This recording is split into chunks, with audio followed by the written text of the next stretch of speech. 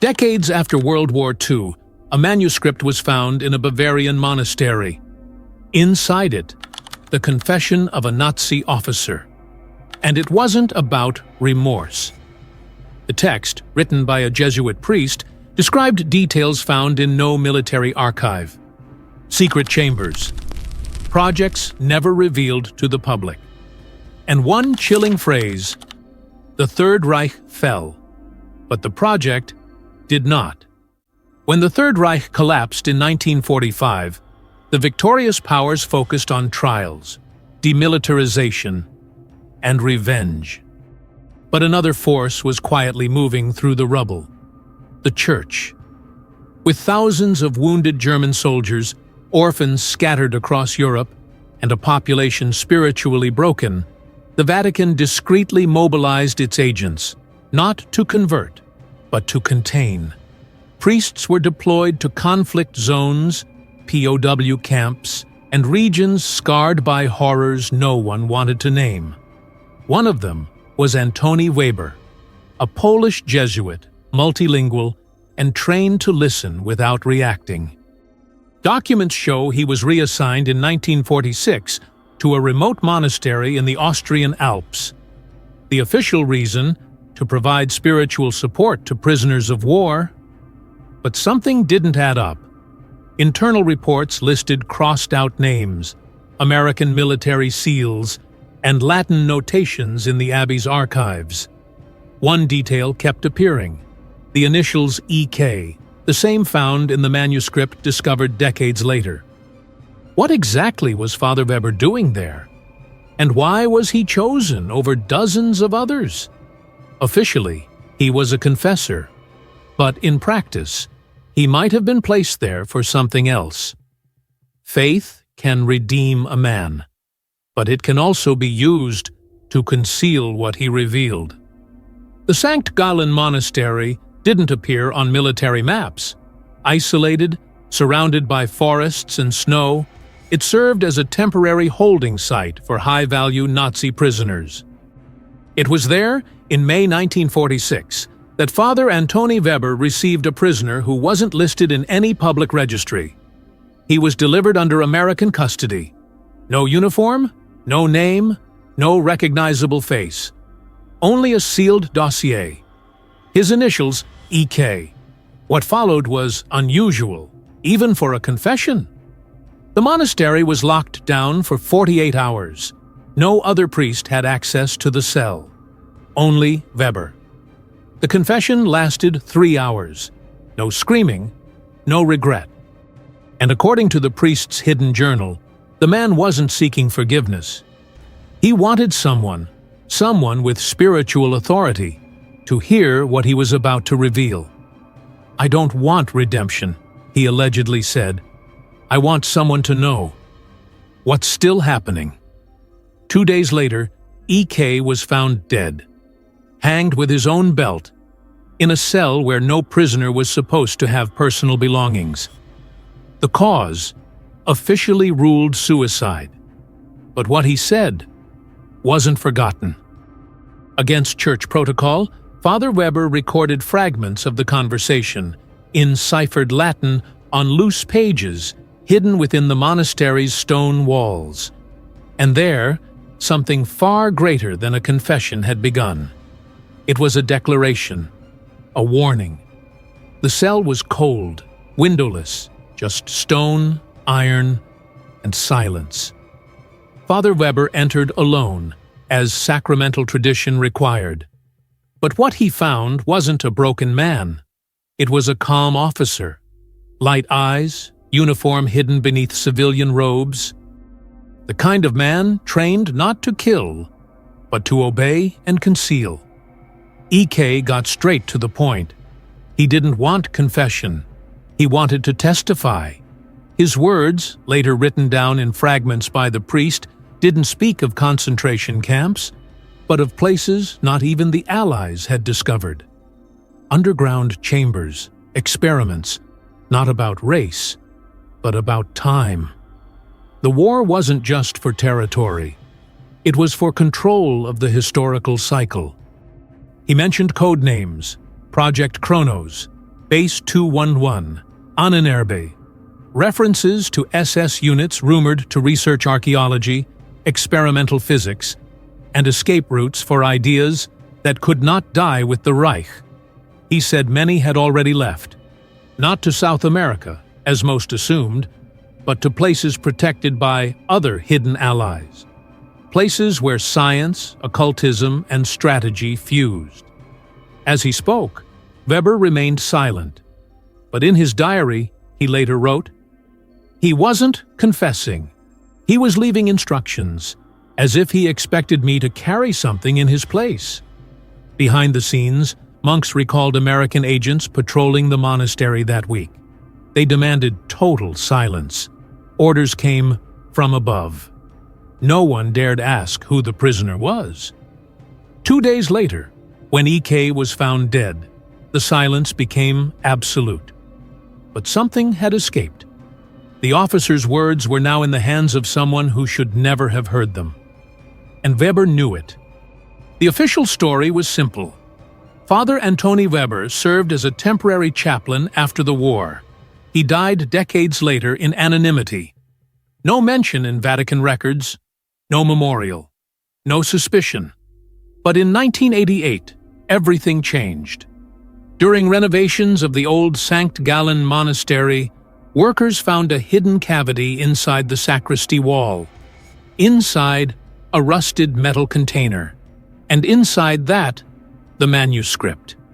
A leather-bound diary signed with the initials A.W., Antonius Weber. At first, it was thought to be a routine journal, but linguists discovered half the text was written in Latin and archaic German, with symbols used by esoteric Christian orders, confusing notes, names and dates that appeared in no military archive, and among the scattered phrases, direct references to that night in 1946. The man from Project Kronos revealed something that should never have been said. "I am now the vault of what cannot be forgiven." The diary recounts the confession in fragments, but full names are never used. He writes about chambers in ice, maps that don't appear on compasses, an escape not to the south, but below. The mentions of Base 211 caught the attention of alternative historians. Officially, it never existed. But declassified Ahnenerbe documents describe a polar station built by the SS in Antarctica, linked to energy and space-time experiments. Conspiracy? Maybe. But Weber's diary was authenticated by forensic experts. It's real, based on real events. Paper, ink, handwriting, all dated to the 1940s. The Vatican received the diary in 1990. It hasn't been seen publicly since. A cardinal anonymously told a German journalist, "Some confessions do not belong to this world, and that's why they were buried with it." What the Nazi officer told Father Weber wasn't just about war crimes. It was about what was still to come. According to the diary, E.K. said the Third Reich never intended to last 1,000 years as a state.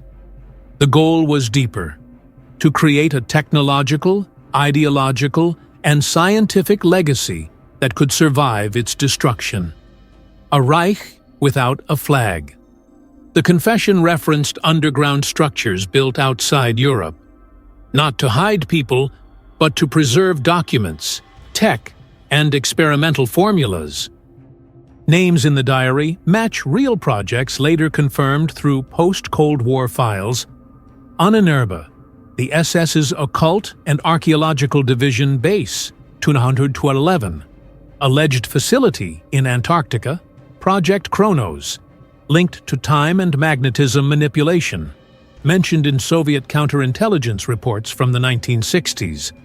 What makes it more disturbing is this. The manuscript suggests these projects were not abandoned, only transferred to Allied hands. According to E.K., a part of the documentation was traded in exchange for freedom. The Reich died in Berlin, but it was reborn in the secret deals that followed. This lines up with declassified reports showing that between 1945 and 1955, German scientists were sent to the US and USSR, not just through Project Paperclip, but also via undocumented pathways. EK allegedly said, "We didn't lose, we migrated." If that's true, the knowledge gathered under the Reich, including research that should never have existed, was absorbed by Cold War superpowers, and what was once a defeated ideology became a strategic legacy in the shadows. Weber's diary wasn't just a spiritual log, it was a map, indirect, fragmented, but strategically sharp.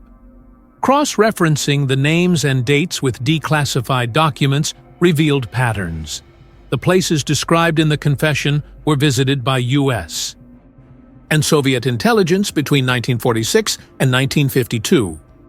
This includes unofficial expeditions to Antarctica, like Operation High Jump, led by Richard Byrd, which officially aimed at polar training, but ended abruptly after 6 weeks without clear explanation. Research centers in remote parts of South America, staffed by former German scientists under new identities, and a race for technologies beyond conventional aviation, described in Luftwaffe records as gravitational disk projects. The question the manuscript poses is simple and unsettling. What did the Allies receive in exchange for silence? The identity of EK was never confirmed, but independent researchers suggest he was part of the SS's Ahnenerbe, not as a soldier, but as a custodian of forbidden knowledge. Father Weber, in writing all this down, seemed to realize his role.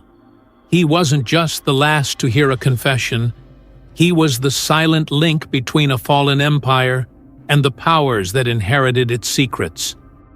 If Weber's manuscript is true, then the Nazi officer's confession wasn't just a warning. It was a survival blueprint for both ideology and science. The Third Reich created a Plan B, a silent transfer of strategic knowledge to the victors. In return, immunity, forgetfulness, integration. Today, many of those projects remain unexplained. Scientific bases in Antarctica, with disproportionate military presence, advanced technologies developed in the 1950s, with no clear origin, archives still sealed. 8 decades after the war ended. So the question is direct. What was inherited? And by whom? Because if part of the Reich survived in the shadows, then the war never really ended. It just changed name, changed flag, changed purpose. Not every secret needs to be revealed. Some just survive. In closed archives, in remote bases, in decisions that altered the course of entire nations, without anyone knowing. Father Weber heard something that should never have been said, and even in death, he left a warning. Because the true legacy of the Third Reich may not have been the regime itself, but the idea that with the right knowledge, even failure can become power. The Third Reich fell, but the project did not. And if that's true, then the next war won't be over territory. It'll be over control of memory, of technology, of truth. Because you won't truly understand how this period in history worked, or what still hides behind it, unless you watch the next video. Click now